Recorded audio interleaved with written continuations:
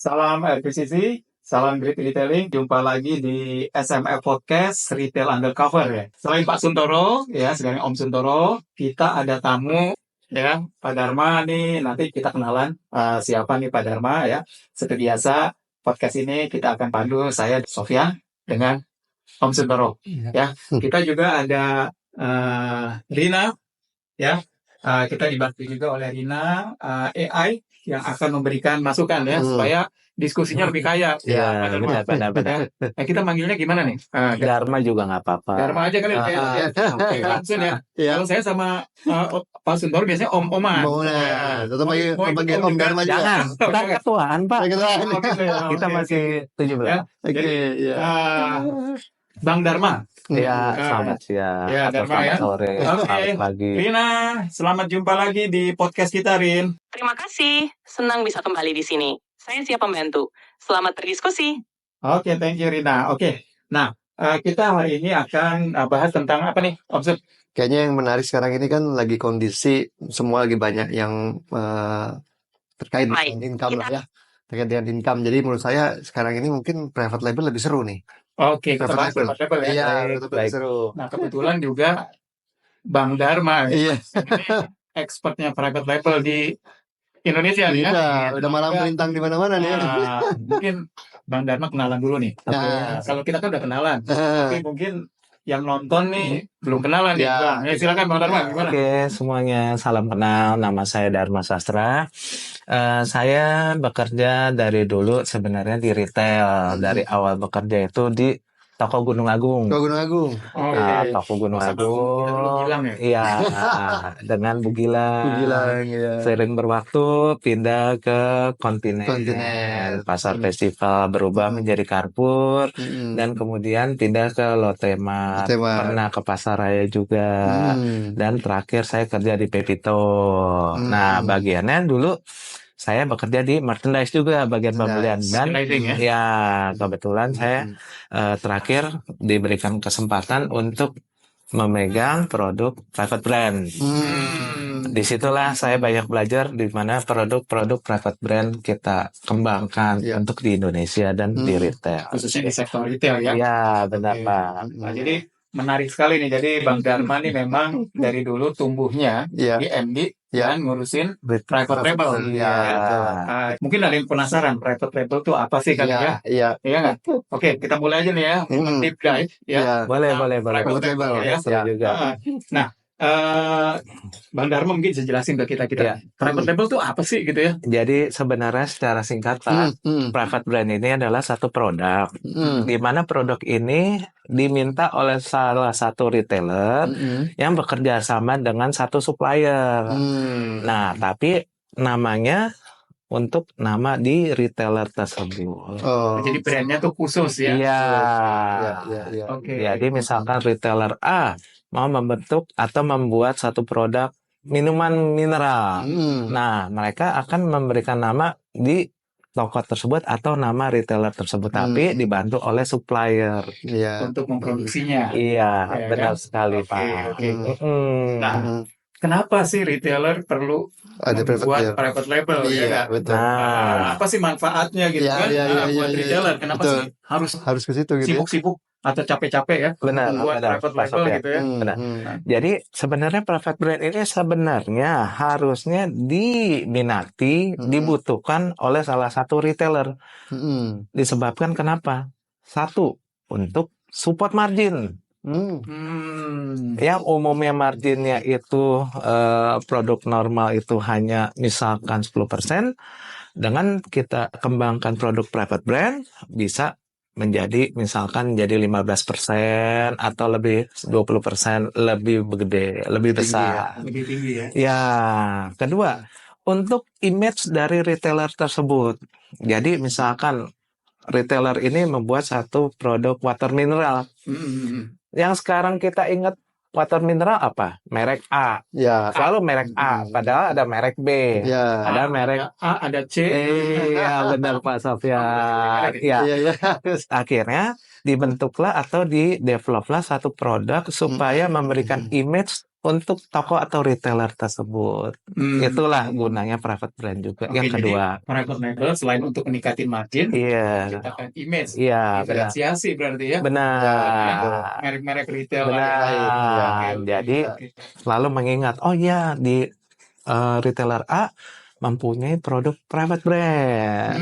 Ternyata harganya lebih murah dan produk ini berkualitas juga. Berkualitas. Benar. Oke. Jadi Gitu. ibaratnya kayak ini ya, Bang Dharma. Jadi kelihatannya kayak gini, customer ada pilihan yang lain. Iya. Jadi disesuaikan dengan kondisi dompet masing-masing lah. Benar. Ya, tapi dengan produk yang tetap berkualitas. Gitu ya. Benar. Oke. Apalagi Ya, karena ya. sekarang kan masalah perekonomian masih agak mulai susah. Betul. Jadi customer itu makin lama kan makin pintar. Ya, Oke. Gimana customer itu akan memilih benar. daripada harganya mahal tapi kualitasnya hampir sama atau sama, mendingan saya beli yang lebih baik harganya. Ya. Bukan lebih murah ya, Iya, lebih baik. tapi lebih baik harganya. harganya, ekonomisnya. Ekonomis, Ya, gitu. Ya. Gitu, Jadi Pak. filosofi private label itu satu adalah quality ya. Benar. Quality mesti tinggi. Harus Jangan bagus. abal-abal gitu ya. Benar. Jadi private brand itu jangan dibilang, waduh selalu image-nya harganya murah, ini kualitasnya jelek nih. Salah. Salah. Justru Salah, ya. harus yang kita cari adalah produk baik atau terbaik, tapi dengan harga kompetitif bahkan lebih murah. Ya, betul. Itulah. Dan juga memberikan image ke customer bahwa ini produk, dijual oleh satu retailer tersebut. Sehingga customer selalu ingat, gua mau beli produk A, adanya di toko A gitu. Iya. Nggak ada di toko-toko lain. Iya, benar Pak. Strong banget. Benar Dari Pak customer. Sofyan. Ya, Benar ya. Pak. Betul. Kualitasnya bagus, Ya, agak murah. agak Ya, murah. itu yang harus kita kembangkan, harus kita pertahankan. Itu idaman customer itu. Tidak. Benar Pak. Iya. Jadi nggak selalu customer itu fokus dengan satu merek. Ya. Tapi yang sekarang adalah customer harus lebih pintar, memilih. Oke. Gitulah Ya, Pak ya. Santoro. Nah, Gitulah Pak Sofyan. Mungkin coba kita tanya juga ke Rina ya. Rina ya. Halo Rin. Halo, ada yang bisa saya bantu lagi? Gini Rin, kita barusan bincang-bincang tentang filosofi sebuah private label. Benar. Ya tadi kawan kita Bang Dharma ya itu udah menyampaikan bahwa salah dua kali ya, salah dua hal yang harus diperhatikan ketika mengembangkan private label. Benar. Satu, kualitasnya harus tinggi. Kedua, harganya juga harus murah. Lebih kompetitif, lebih murah. Betul. Nah, dari Rina, ada nggak hal lain yang perlu diperhatikan ya terkait dengan pengembangan sebuah private label di bisnis retail? Tentu, selain kualitas dan harga, penting juga untuk memperhatikan branding yang kuat agar private label memiliki identitas yang jelas. Benar. Selain itu, memahami kebutuhan pelanggan dan tren pasar juga sangat krusial. Terakhir, fokus pada inovasi dan diferensiasi produk bisa membuat private label lebih kompetitif. Benar. Oke. Nah, untuk diferensiasi, karena ini menarik nih, Rin, ya. Salah satu yang bisa diciptakan oleh private label adalah diferensiasi, ya. Benar. Produk itu hanya ada di retailer yang bersangkutan, nggak ada di tempat lain. Benar. Nah, bagaimana Rin nih? Apa tips ataupun katakanlah kiat ya untuk menciptakan diferensiasi berdasarkan pada pengalaman brand-brand private label yang ada di dunia saat ini, Rin? Untuk menciptakan diferensiasi, salah satu strategi yang efektif adalah fokus pada unique selling points yang membedakan produk tersebut dari kompetitor. Misalnya, menawarkan produk dengan fitur eksklusif, bahan yang lebih berkualitas, atau desain yang unik. Penting juga untuk memperhatikan umpan balik pelanggan dan terus berinovasi. Menjalin kemitraan dengan produsen lokal atau mengembangkan produk yang ramah lingkungan juga dapat menjadi nilai tambah yang signifikan. Oke, ini banyak tambahan sekali. Nah, menurut pengalaman Bang Dharma di Indonesia nih, bagaimana nih masukan-masukan dari Rina tadi? Apakah relevan atau mungkin ada hal-hal khusus yang ini di Indonesia agak beda dikit nih, ya, yang penerapan dan sebagainya gimana, Bang Dharma? Kalau menurut saya, apa yang dikatakan oleh Rina, basicnya, garis besarnya adalah benar. Karena kenapa? Untuk mendevelop suatu produk itu tidak sembarangan. Dari satu produk itu harus kita analisa dulu. Di family mana yang akan kita develop? Misalkan yang paling laku di family water. Nah, kita masuk family water itu yang berapa mili yang laku? Kita cek lagi. oh yang laku adalah 600 mili. Oke. Oh yang laku adalah 1000 mili. Mm-mm. Akhirnya kita mulai mengerucut, Mm-mm. di mana kita akan mencari brand apa yang paling laku. Oke. Setelah mencari brand apa yang paling laku, akhirnya itulah yang akan menjadi benchmark Oke. gitu. Oke. Maksudnya saya jadi ingat waktu saya kerja di procurement nih. Itu Iya. agak beda ya. Iya. Kalau procurement itu kita juga mengkategorisikan produk. Benar. Ada dua sumbu X, sumbu Y. Yes. Sumbu X-nya sales, Ah. katakanlah sumbu Y-nya tuh profit. Ya, Misalkan, ya. ya. Nah nanti kita bagi tuh berarti ada low sales, low profit. Yes. Ya. Lalu yang low sales, high profit. Ya. Mm-mm. Lalu low profit, high sales. Ya. High profit, high sales. Ya. Nah, berarti terkait dengan private label, ini bisa juga nih kita klasifikasikan begitu ya. Benar. Produk-produk yang katakanlah high sales, low profit, itu potensi dikembangkan Menjadi dengan private label. Kenapa tadi marginnya kan bisa gede. Benar. Ya. Nah, jadi yang tadi dia tuh high sales, low profit bisa naik menjadi high profit, high sales. Benar. Iya nggak? Betul. Benar. Betul. Oh, jadi memang perlu Analisa dikategorikan dulu. ya. Jadi nggak sembarangan. Wah, jangan. Sesuai dengan yang Rina bilang, kita harus mengembangkan satu produk di mana pangsa pasar itu yang sudah dikenal dan laku. Atau kita membuat satu produk yang laku tapi dengan diferensiasi atau perbedaan. Contohnya, yang umumnya beras, yang laku biasanya 2,5 liter atau 2,5 kilo. Kita kembangkan yang laku yang 5 kilo. Di mana di pasaran itu belum ada yang 5 kilo. Akhirnya kita buatlah jangan yang 2,5 kilo, tapi yang 5 kilo, tapi dengan kualitas yang sama yang laku di family beras itu sama. Seperti itu, itulah diferensiasinya juga beda. Gitu Pak. Atau di family water yang biasanya 600 mili dengan 1500 mili, kita buat yang 1000 mili. Itulah diferensiasi yang perbedaan. Tapi benchmarknya tetap ke yang produk yang laku tersebut.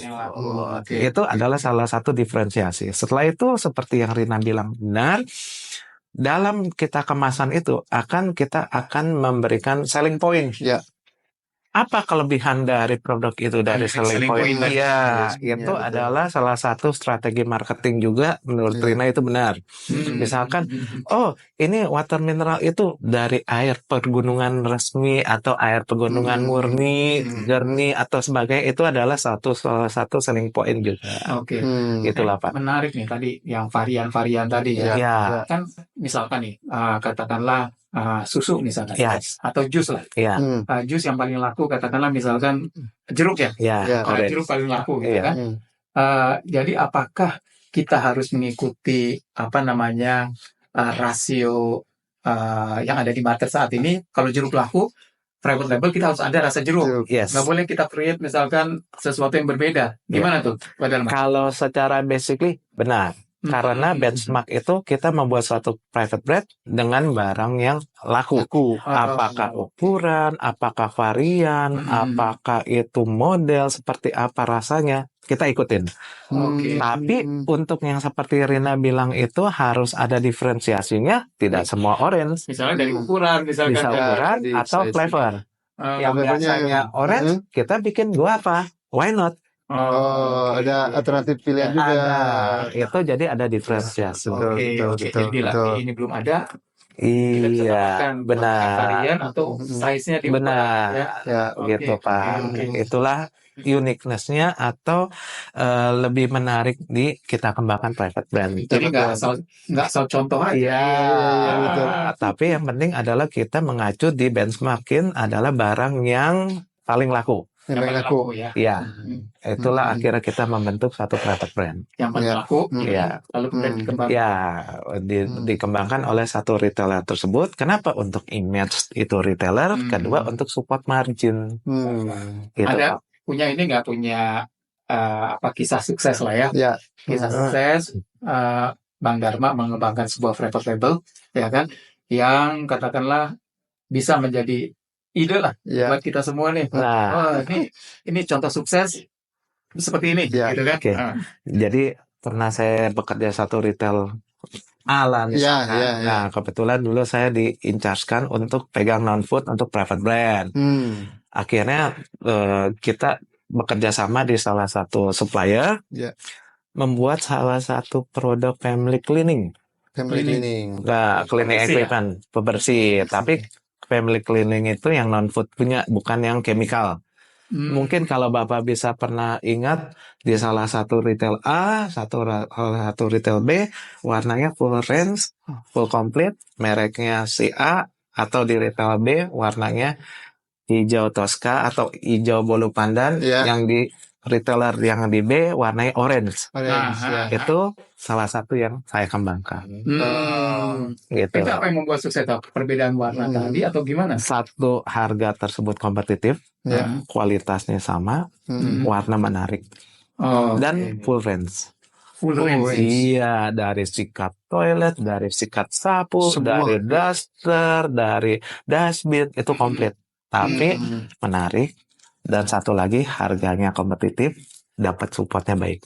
Ya, yang memang harga nih Gitu, Pak. memiliki peranan besar. Nah, Mungkin saya baca nih kemarin kan setelah COVID nih, yes. krisis ya, inflasi Benar, tinggi ya. inflasi tinggi. Itu di Inggris, di Amerika, di Eropa, itu private label langsung naik tuh. Iya. Lalu Switching ya. switching, Yes. retailer-retailer kayak Aldi yang Iya. jual private label, Iya. salesnya naik tuh. Iya, Ya benar. kan, sementara yang nggak fokus ke private label agak Agak susah. Ya. Ya kan? Betul. Nah, di Indonesia ini kan sekarang kan ada uncertainty nih ya. Ya. Uncertainty mengenai kondisi market ya. Iya, Ini orang ekonomi bagaimana nih ke depan nih, gitu benar. kan? Nah, mungkin ini momen yang tepat bagi retailer untuk mengembangkan private label, Benar. tapi dengan cara yang tadi yang benar yang Benar. Ya, benar Pak Sofyan. Ya. Satu, kembangkanlah private label dengan kualitas yang prima, Benar. yang mungkin menyamai market leader. Ya. Ya kan, kalau orang nggak bisa bedain lah Iya, kualitas antara antara market leader dengan private Benar. label. Ya. Benar. Kedua, harganya bagus. Kompetitif, Ya lebih kan? murah, Pak. Mungkin ada strategi nih. Kenapa sih sekarang nih di Indonesia ya? Ini menurut pendapat saya ya. Iya. Private label kayaknya kurang strong ya. Oke, ya. Saya pernah hitung nih. Iya. Kita pernah hitung ya. Ada Om report, ya, Saya ya. dan Pak Suntoro pernah hitung ya. Di Indonesia itu sebetulnya penetrasi daripada private label itu hanya sekitar 7%. Iya.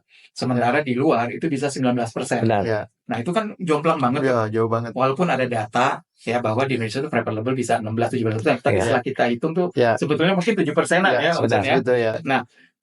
Kenapa tuh, Bang Dharma ya? Kenapa Benar. sih di Indonesia nih kayaknya private label nih belum se-strong di negara-negara lain gitu? Benar. Ah, Jadi ini adalah salah satu pertanyaan yang bagus. Gitu ya. Kenapa private brand di Indonesia belum berkembang besar? Karena kalau di luar negeri, kepercayaan dalam untuk produk private brand, customer sudah percaya terhadap produk tersebut. Kenapa? Karena faktor ekonomi yang sedang gonjang-ganjing atau mulai melemah, sehingga customer banyak yang merubah yang produknya A menjadi masuk ke private brand. Kenapa bisa masuk ke private brand? Balik lagi, satu, produk tersebut mempunyai kualitas yang baik dan sehingga dipercaya oleh customer. Di luar negeri, customer itu sudah lebih pintar. Dan satu hal lagi, private brand tersebut produknya juga sudah mempunyai kualitas yang baik. Contohnya, susu murni. Susu murni, oke. Di luar negeri, susu murni itu laku dengan produk private brand. Tapi contohnya di Indonesia, orang apakah berani minum susu murni atau susu UHT? Masih belum. Nggak yakin ya? Iya, Benar, itulah benar. yang menjadi pertentangan atau PR kita di Indonesia. Kedua, apalagi produk bayi. Oh iya, sensitif. Di luar negeri pasti laku adalah private brand. Private brand. Entah di Aldi, entah di yang luar negeri, Pak. Ibu-ibu udah pintar. Harganya murah, kualitasnya hampir sama dengan yang branded. Branded, ya. Tapi di Indonesia, ibu mana sih yang mau ngasih anaknya dengan produk private brand? Ini adalah bicara fakta. Ya. Sehingga yang baru kita berkembang di Indonesia adalah produk-produk private brand yang non-food. Dalam arti non-food itu adalah barang-barang yang kebutuhan hari-hari atau yang kebutuhan tidak sensitif. Contohnya seperti kayak susu murni atau produk makanan bayi, itu belum. Tapi makanya ini adalah private brand untuk yang lebih unik lagi, PR kita ke depan. Ya. Ini adalah kesadaran kita sebagai developer atau merchandise untuk pemegang private label atau private brand, di mana seorang developer itu harus mencari suatu produk itu yang benar-benar berkualitas. Tapi satu hal lagi, bahwa policy itu juga balik lagi ke retailer tersebut. Ya. Mau di manakah posisi produk private brand? Oke, ada berapa strategi nih? Nah, Kita retailer untuk mengembangkan private label itu kita bisa kategorikan nggak? Ini retailer ini pengembangan private labelnya, strategi dia seperti ini. Oh, Ada nggak? sebenarnya Yang kalau sekarang terjadi ya? pengalaman kemarin bekerja itu ada. Gimana tuh? Mungkin ada satu retailer A yang membuat private brand itu hanya sebagai komplementari. Pelengkap budaya. Hanya pelengkap aja, bahwa seperti yang saya bilang, tujuan private brand apa sih? Untuk memberikan brand image di retailer tersebut. Tapi ada juga sebagai produk yang menjadi golden boy. Seperti yang kedua yang saya bilang itu, Anak emas nih. anak emas itu adalah membantu kita satu menjadi produk support margin, seperti yang kita bilang itu. Tapi dengan catatan bahwa bayarnya juga harus jeli ya. Memilih produk itu jangan selalu berpikir, ini harganya harus lebih murah sehingga menjadi produk yang harus barang murahan. Dimana kita yang harus kita rubah semua image-nya. Kita mau develop produk susu murni. Ayolah kita cari. Ada salah satu retailer yang sudah ada di Indonesia membuat private brand susu murni. Ada. Dan kualitasnya bagus. Itu bagus. Dan bekerja samanya dengan suppliernya juga bagus, sudah ternama. Itu ada. Berarti ini kan salah satu faktor kritikal kalau itu adalah juga partnership dengan supplier yang bukan ternama ya, tapi yang memang berkualitas. Benar. Nah itu sulit nggak? Karena gini, katakanlah, apakah ada kesulitan misalnya kita bekerja sama dengan produsen yang memproduksi satu brand, ya kan, dia udah proven, juga kualitasnya bagus. Bagaimana itu ada sulit banget kan? Gimana caranya dia mau kerjasama itu, ada tips-tipsnya nggak? Ada. Yang harus diterapkan. Jadi contohnya aja, jujur kalau ada beberapa supplier yang tidak mau dibikin second brand, itu ada Pak. Jadi saingan dong. Benar, karena dia akan kanibal. Tapi ada juga supplier pengen mengembangkan bisnisnya. Akhirnya dia setuju mengembangkan untuk second brand. Tapi kualitasnya sama. Nggak kalah dengan yang kompetitornya. Contohnya water mineral. Mungkin si produk A dia nggak mau bikin second brandnya, tapi produk B dia mau, walaupun brandednya sudah ada. Gitu. Ada Pak seperti, makanya kita sebagai buyer harus jeli. Kita mengembangkan satu produk private brand juga tidak satu supplier. Beberapa gitu Pak. Kita harus mencari minimal 2 atau 3 supplier. Dari 2 atau 3 supplier itu adalah supplier benchmarknya yang mempunyai brand bagus dan kebetulan mereka mau menjadi second brand. Gitu Pak. Satu merek private label bisa diproduksi di 3 tempat gitu. Enggak. Tetap satu tempat, tapi suppliernya untuk komparnya minimal 2 atau 3. Jadi dalam pemilihan supplier tidak boleh ada single bermain di satu supplier. Tetap kita invite 2 atau 3 supplier. Benar Pak. 3 ya. Benar. Lalu kita bandingkan. Tapi yang paling penting adalah kualitasnya kita yang nentuin sebagai buyer private brand. Karena private brand itu bayarnya harus mempelajari dulu produk yang akan dia develop. Benchmarknya misalkan water mineral ke produk A, kita harus tahu nih produk A-nya seperti ini, saya mengembangkannya ke supplier B, tapi benchmarknya ke produk A. Ini benar nggak Bang Dharma? Benar. Kalau misalkan kita punya teknik lah ya. Benar. Kalau mau mendevelop private label, maka benchmark quality-nya ke market leader. Yes. Benar nggak? Itu benar. Itu benar ya. Karena kenapa? Andai kata seperti yang kita bilang tadi, kita benchmark ke produk yang kita tidak tahu atau mencoba-coba, ujungnya akan satu, sales itu tidak akan terjadi. Kedua, merugikan supplier karena supplier sudah memproduk packaging, sudah memproduk kemasan, dan kita pun sudah di rugikan masalah kenapa? Displaynya tempat kita menjadi sia-sia. Iya. Itu harus benar seperti itu. Market leader. Nah, itu kan baru kontennya tuh kan. Iya. Sekarang bajunya nih, kemasannya nih. Iya. Karena ada dua cara kan. Kita bikin identik mirip-mirip. Ya, ada yang seperti itu. Warnanya, ininya gitu kan. Lalu bisa juga berbeda. Total Iya. ya. Ya kan? Nah, berdasarkan pengalaman Bang Dharma nih ya, Iya. yang paling peluang sukses lebih besar, apakah dibikin mirip-mirip atau totally different? Dari sisi baju ya, kemasan, Betul. penampilan. Gimana Bang? Kalau menurut saya pribadi, Nah. itu harus totally different. Oh, totally different ya. Contohnya misalkan saya pernah bekerja di retail A. Untuk private brand di family cleaning, itu totally different dengan produk di family grocery. Dan ini pun sudah berbeda banget dengan di produk benchmark. Misalkan di produk cleaning dulu di perusahaan lama, ini private brand kita mempunyai warna ungu. Oh, ungu. Nah, walaupun cleaning itu Terus warna leader ungu, warnanya apa? warna leader, mereka warna kita nggak ikutin.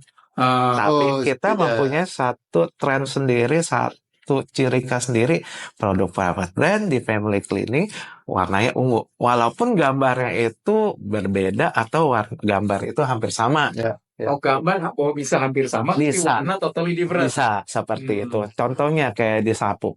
Nggak ada dong semua family produk sapu itu tahu-tahu gambarnya water mineral. Iya. Pasti semua produknya itu di cleaning itu gambarnya sapu ya sapu semua. Soalnya kalau dari FMCG ini ada juga yang brand namanya brand follower kan.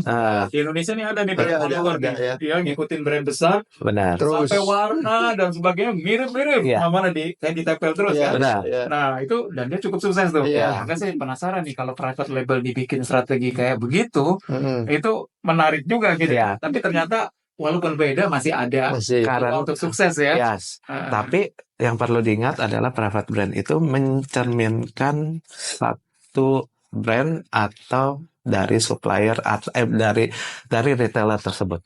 Harus mencerminkan. Iya, mempunyai ciri khas. Iya. Karena private brand ini kan tujuan dikembangkan dari awal adalah untuk memberikan image untuk retailer tersebut. Ini menarik nih. Itu Pak. Rina. Halo. Ada yang ingin didiskusikan lebih lanjut?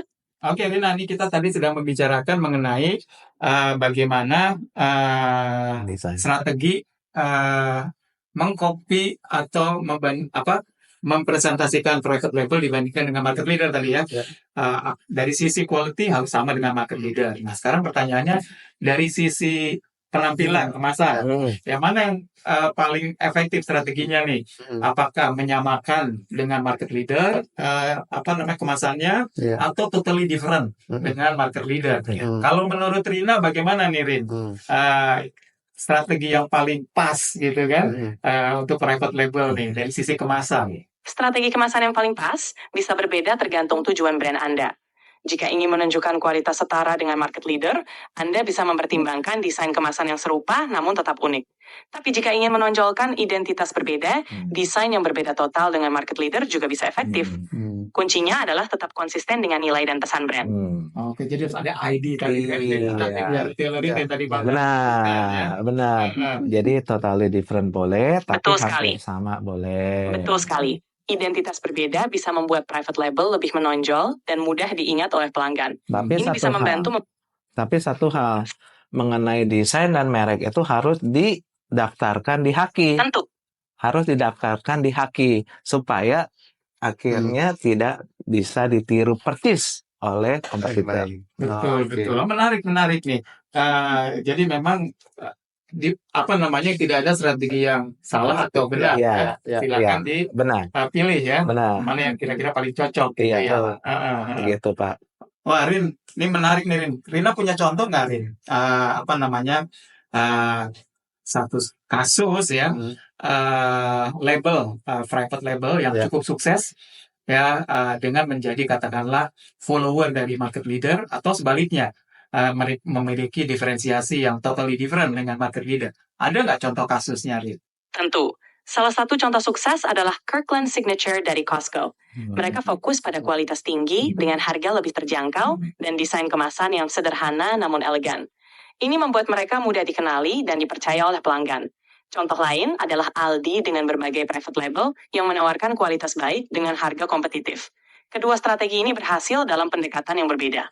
Oke. Kirkland itu dari Costco ya. Costco. Nah, itu memang sangat sangat terkenal sekali Image-nya ya. bagus.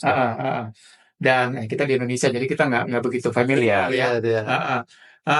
Tapi Rin, yang menyamai desain kemasan dengan market leader itu yang di Costco atau yang di Aldi? Untuk Kirkland Signature dari Costco, desain kemasannya lebih sederhana dan tidak terlalu meniru market leader. Tapi mereka fokus pada kualitas dan harga. Aldi di sisi lain memiliki beberapa private label yang desainnya kadang menyerupai market leader, namun tetap memiliki perbedaan untuk membedakan diri. Kedua pendekatan ini sama-sama sukses. Oke, jadi whatever strategi, whatever pilihan, bisa sukses peluangnya ya. Jadi nggak usah worried gitu ya. Tapi agak juga nih, ada kata customer kadang-kadang Betul sekali. Yang penting adalah konsistensi dengan strategi yang dipilih dan memahami kebutuhan serta preferensi pelanggan. Selalu ada peluang sukses. Benar. Oke, thank you banget Rin. Thank you atas masukannya. Very good ya. Tapi Rin, ini Pak Dharma mau menyampaikan sesuatu. Silakan Pak Dharma. Tapi ada lagi masalahnya. Andai kata untuk satu desain itu. Senang mendengarnya. Oke. Silakan Pak Dharma. Saya siap mendengarkan. Oke. Tapi ada satu hal lagi yang membuat masalah buat supplier dan untuk retailer tersebut. Baik. Andai kata desain itu terlalu menarik, terlalu banyak warna, itu akan menjadi biaya yang mahal untuk suppliernya. Iya. Apakah benar? Iya. Desain yang terlalu menarik memang bisa meningkatkan biaya produksi. Penting untuk menyeimbangkan antara estetika dan biaya agar tetap efisien. Sehingga harga belinya akan lebih mahal, menjadi tidak kompetitif. Benar. Itulah yang terjadi.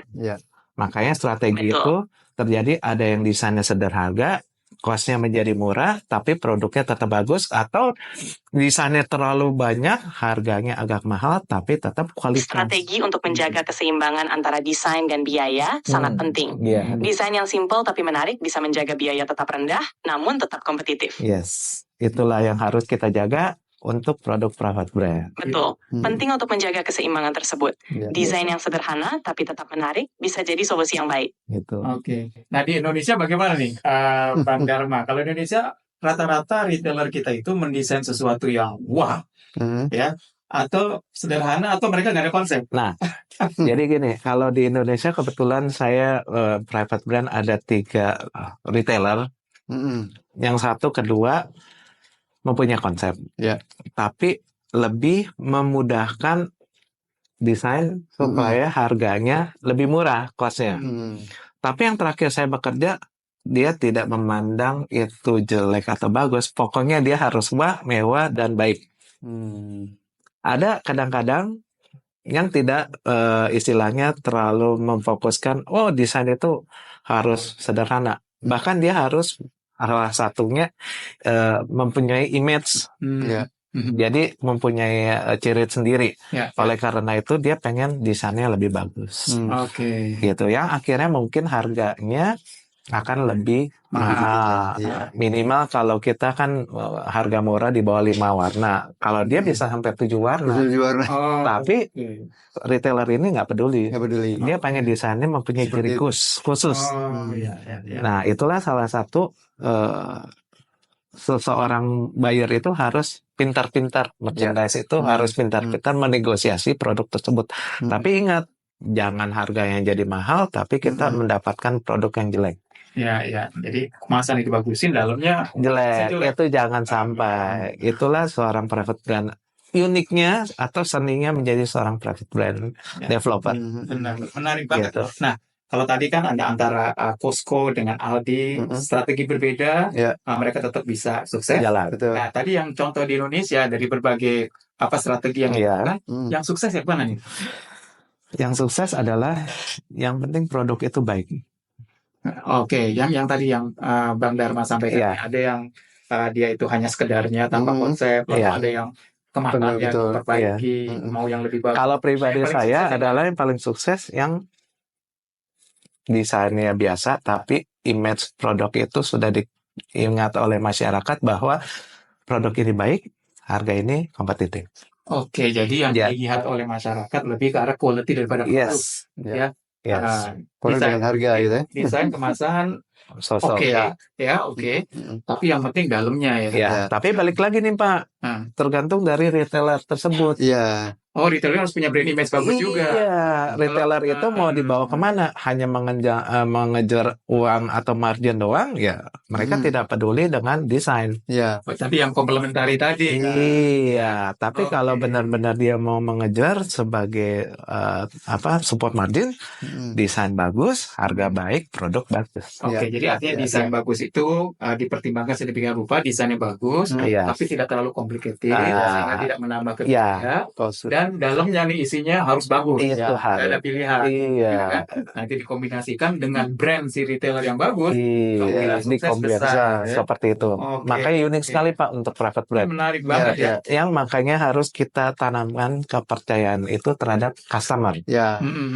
Jangan kita membeli satu produk private brand, ternyata emang benar barang itu kualitasnya jelek.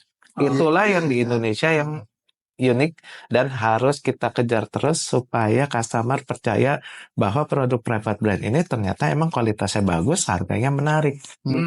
Itu yang harus Biasanya, kita tanamkan. Iya. Oke. Gitu, Kalau Pak. seperti itu, kira-kira gimana model komunikasinya, memperkenalkan produk bahwa ini produk bagus?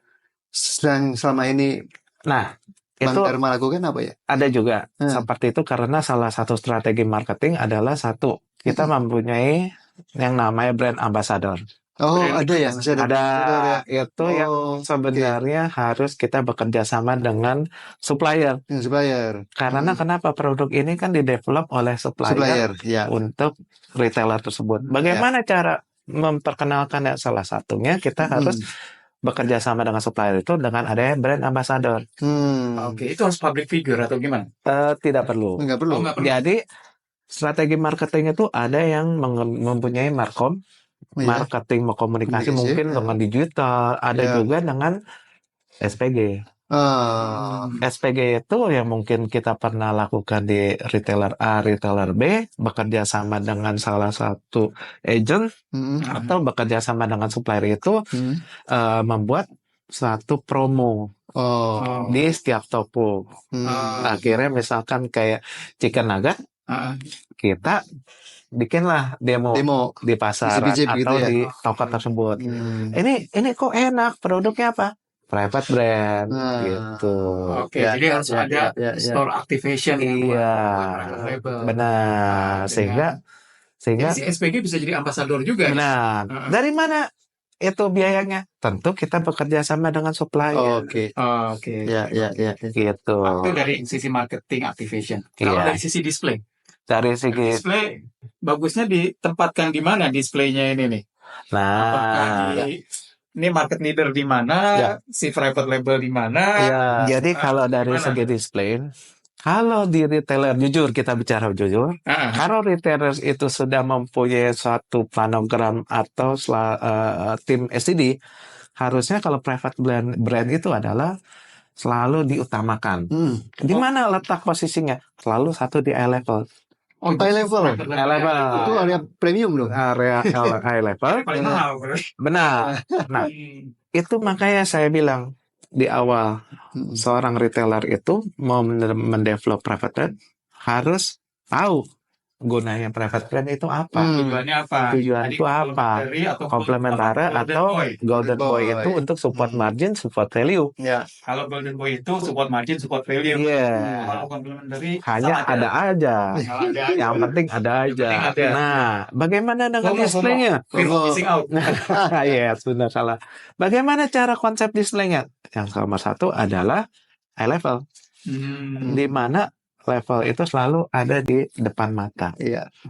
Kedua, kita selalu customer flow itu dari kanan ke kiri. Posisi kanan ke kiri. Mulai dari masuk ke kanan, itu langsung ada produk private brand. Nah, tergantung lagi. Produk ini kita bagi klasifikasinya ada yang premium atau low premium.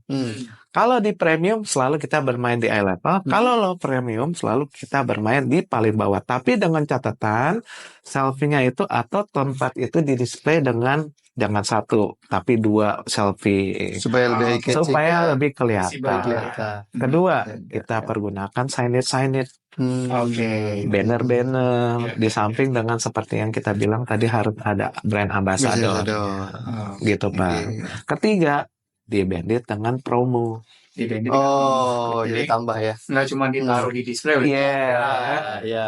Nah, Masih dirawat juga. benar. Disiram. Di mana kita promonya? Misalkan kita mempunyai promo salad. Setiap pembelian salad 1 piece gratis water mineral 300 ml private brand atau 600 mg. Tentu dari mana ini? Kita pasti rugi? Enggak juga. Kan kita ada support margin. Oh iya, betul. Dari margin yang tadinya ini dengan ada private brand ini margin regular 12%, mungkin dengan water mineral ini 50%. Kita potong marginnya dari situ, mix margin masih tetap masuk. Rata-rata margin private label dibandingin national brand, ya, itu perbandingannya gimana? Kalau dibilang margin, tergantung retailnya. Ya, mau dianggap berapa? Mau diposisikan kemana? Oh iya. Kalau kita bicara dengan satu retail A misalkan, itu harusnya regulernya itu misalkan water mineral harus kita lebih marginnya lebih besar, hampir kurang lebih 20%, lebih purchase-nya nih kalau kita bicara. Kita bisa marginnya bisa 10 atau 15%. Gimana selling price-nya? Lebih tinggi. Itu lebih murah untuk private brand. Tapi kalau untuk selling price-nya gimana? Biasanya umumnya itu 3% lebih murah dari benchmark produk regular yang dijual gitu. Jadi pembelian bisa 15%. Iya, itu bisa. National brand. Iya. Tapi selling price bisa 3% lebih murah dibandingkan national brand. Iya. Itu yang umum di Iya, tapi karena kalau di luar negeri tuh lebih perbedaannya bisa 30%. Nah, itulah. Di Indonesia bisa nggak kita kayak gitu tuh? Bisa. Bisa ya? Bisa. Tapi tergantung. Makanya seperti yang kita bicarakan tadi, apakah kita hanya mementingkan produknya dengan desain yang sederhana, atau mau desain yang berwarna-warni dengan sampai 7 warna, tapi produknya bagus. Karena satu production itu mempengaruhi impact purchase. Kedua, dengan nego. Nego itu biasanya codingnya itu yang namanya private brand net. Hanya biaya sistem dan biaya logistik. Tapi kalau biaya sistemnya kita sudah mahal, misalkan bisa sistemnya 5% atau logistiknya 4%, tinggi ya? Itu akan purchase-nya impact. Jadi ingat diskusi kita dengan Pak Erwin nih. Iya. Kan kita ngobrol terus kita apa sih yang bisa bikin bisnis itu sukses gitu ya? Terus dia jawab ini. Kalau mau sukses tuh harus pinter beli. Harus pinter jual, Pak. Nah, kalau misalkan ia punya brand kamu udah dikenal masyarakat dan sebagainya, ngejual itu udah nggak perlu lagi. Tapi yang penting adalah bisa pinter beli, dia bilang. Ya kan? Itulah. Tadi yang disampaikan Pak Cuma tuh ya. Jadi salah satu poinnya itu adalah produk itu umum. Tapi seninya private brand itu harus jago nego juga. Jago nego, pintar beli itu. Kalau udah pintar, jual gampang. Jadi untuk mendevelop produk private brand emang mempunyai satu seni tersendiri. Kalau produk reguler kan buyer lokal datang, supplier lokal datang, udah tahu harganya sekian, kita ngambil dari kompetitor segini, ya udahlah, tinggal dari polisinya dari perusahaan tersebut mau berapa persen. Tapi kalau private brand kan blank, harus kita negoin karena cost itu banyak. Cost untuk desain, cost untuk izin ke BPOM, cost untuk ke hackingnya, bagaimana untuk satu brand itu, sehingga diformulakan menjadi cost price dan selling price. Itu yang seninya, Pak. Gitu. Menarik banget ya. Iya. Jadi istilahnya uniqueness lah. Yang penting adalah supaya mempunyai kepercayaan buat customer bahwa produk brand private brand ini baik. Iya, Pak Dharma nanya sedikit nih. Boleh, Pak. Terkait dengan biasanya kan selama ini kan udah cukup lama nih Pak Dharma, dan mungkin lebih dari 10 tahun ya, 15 tahun. Hampir lebih lah ya. Lebih dari 15 tahun. 15 tahun. Oke. Nah, apakah setiap membuat private label atau private brand ini selalu berhasil? Apa ini pernah gagal nggak ya? Tergantung ya. Jadi gini, banyak faktor-faktor itu yang mempengaruhi berhasil atau tidaknya. Oke. Contohnya daerah. Mungkin kalau produk komoditi di Jabodetabek masih mudah atau bisa dijangkau. Tapi kalau untuk di luar Jabodetabek untuk komoditi itu mendevelop satu private brand agak susah. Jujur. Itu jujur. Kenapa? Satu, namanya komoditi misalkan beras, itu kalau kita banyak di Jawa, Jabodetabek, itu purchase-nya mungkin murah. Iya. Tapi kalau udah pindah ke daerah Jabodetabek, cost price-nya akan lebih mahal. Di luar Jabodetabek. Iya. Kedua, masalah kepercayaan customer untuk salah satu produk komoditi. Image-nya yang harus kita tanamkan. Makanya pada saat mendevelop satu private brand, misalkan produk komoditi, itu sebenarnya harus ada auditnya. Oh, di audit juga ya? Audit itu berasal dari internal dan eksternal. Gitu, Pak. Kalau internal dari retailer tersebut mempunyai seorang auditor. Kalau dari eksternal, third party yang melakukan audit tersebut untuk kualitas produk tersebut. Gitu. Quality audit. Nah, sehingga bisa dikatakan memudahkan atau agak susah. Seperti itu, Pak. Seperti itu ya? Iya. Pak, terkait lagi dengan ini. Biasanya selama ini dari praktek nih ya, itu biasanya berapa lama sih produk dari mulai pertama di launching, kemudian mulai ada nunjukkan hasil yang bagus ya, rata-rata berapa lama ya? Tergantung produk. Tergantung jenis produknya ya, tergantung ya. Jadi kalau komoditi paling cepat bisa 8 bulan, 7 bulan. Oh, itu baru kelihatan. Beras, gula, minyak, itu baru kita bisa launching. Maksudnya launching. Produksinya. Sampai barang itu menjadi launching di toko, minimal 7 bulan. 7 bulanan ya. 7 bulan. Tapi kalau produk-produk yang tidak memerlukan izin atau audit apapun, 3 bulan jadi. 3 bulan jadi. Contoh, misalkan bolpen. Ya. Pen itu tidak perlu izin ABC. Yang penting satu, desainnya kita udah desain, kedua produknya udah kita pilih, kualitasnya udah selesai, tinggal kita desain, deal, 3 bulan minimal jadi. Tapi kalau misalkan dengan water mineral, produk-produk yang memerlukan izin pemerintah atau haki lain pun, itu minimal 7-8 bulan. 7-8 bulan ya. Minimal. Oke. Kalau sudah masuk nih Pak ke toko, masuk ke toko, kemudian kan mulai ada dikomunikasikan dan sebagainya. Itu biasanya berapa lama ya si customer tuh mulai sadar bahwa ini ada produk private label yang bagus nih? Benar. Itu rata-rata berapa lama? Setuju. Saya senang andai kata begitu retailer tersebut aware produk tersebut launching, langsung dipromoin. Makanya balik lagi, private brand itu di-develop sebagai complementary atau support margin atau golden boy. Disitulah makanya balik lagi ke diri masing-masing retailer tersebut.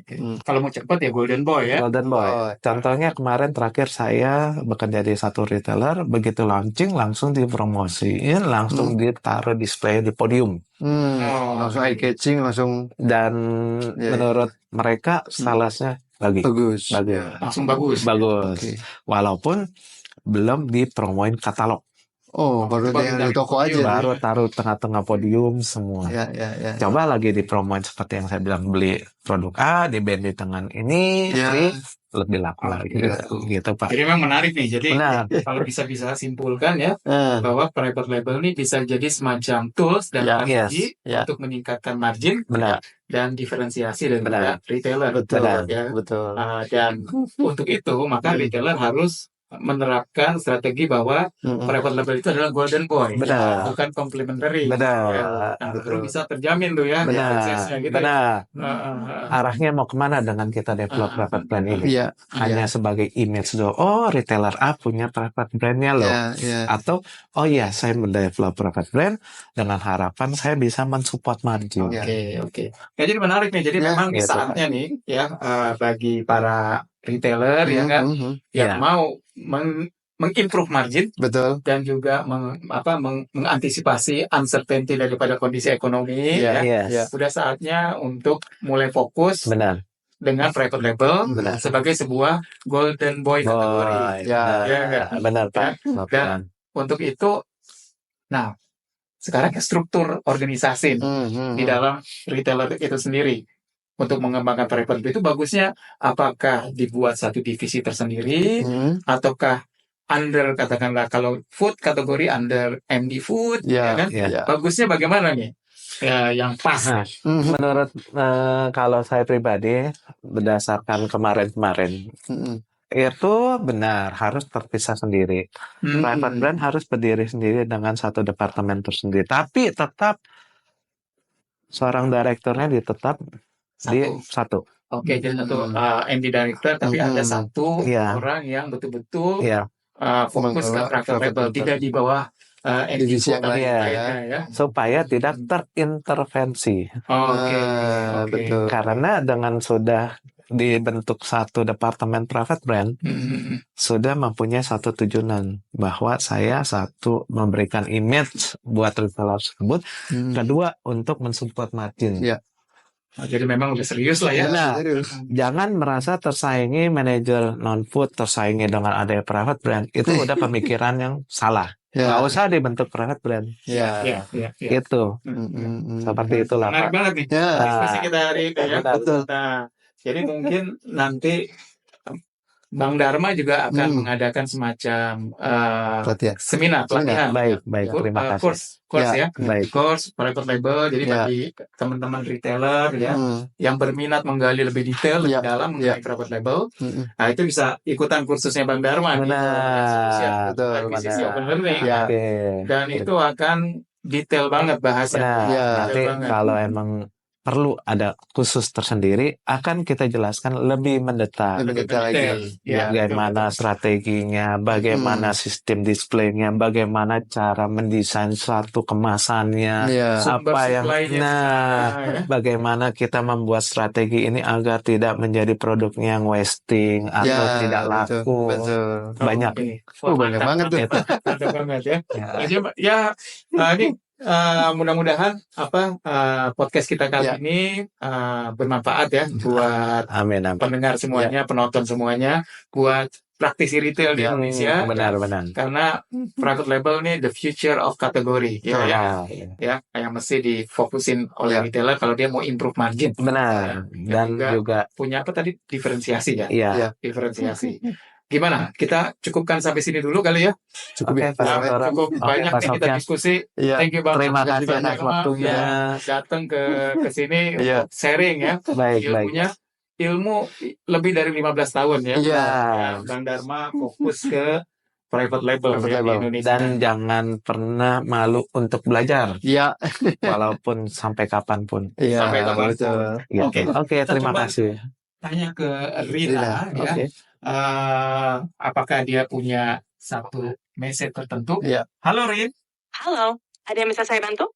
Oke Rin, apakah Rina punya pesan-pesan sebelum kita tutup podcast ini ya terkait dengan private label?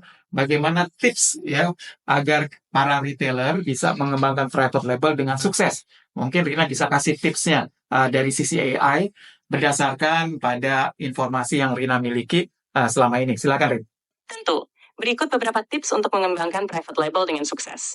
1. Fokus pada kualitas, karena ini akan membangun kepercayaan pelanggan. 2. Lakukan riset pasar untuk memahami kebutuhan dan preferensi pelanggan.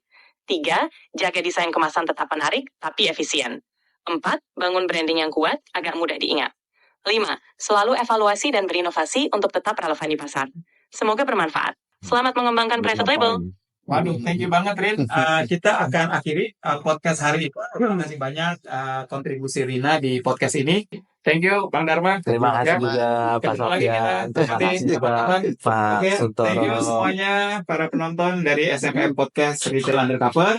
Sampai ketemu lagi di podcast berikutnya. Salam great retailing, salam akuisisi. Terima kasih, senang bisa membantu. Sampai jumpa lagi di podcast berikutnya. Selamat berkreasi. Sampai jumpa. Bye.